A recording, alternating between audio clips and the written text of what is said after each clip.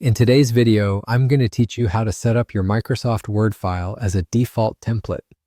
Whether you're frequently crafting reports, writing proposals, or simply love having your documents consistent, setting up a default template can save you time and ensure uniformity in all your future projects.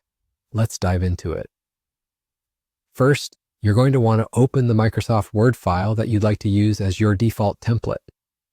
It's important that this is the file you want because whatever is set in this document, such as the format, the font, or the margins, will be what appears in all of your future documents. So be sure it's exactly the way you want it before proceeding. Now, once you've got your document open and ready, head over to the File tab, which you'll find at the upper left corner of your screen. Click on it and you'll see a drop-down menu where you'll need to find and click on the Save As option.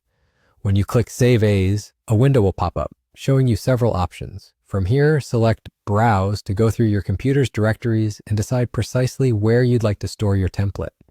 Choosing an easy-to-remember location can be quite helpful. Next, after you've decided on the right location, bring your attention to the Save As Type drop-down menu. Click on it and you'll be presented with a list of file types. Here's the key part of the process. You need to choose Word Macro Enabled Template from this list.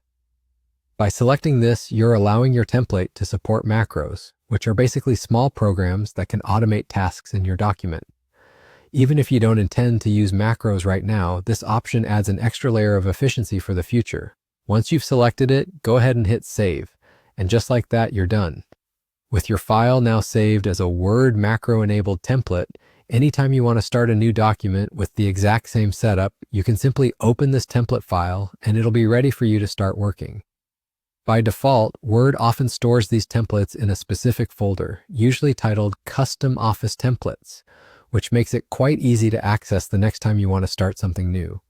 This way, you won't have to repeatedly set your preferred styles or formats for each new document you create, leading to a smoother, more efficient workflow. I hope you found this guide helpful and that it streamlines your document creation process. Thank you for watching and see you next time.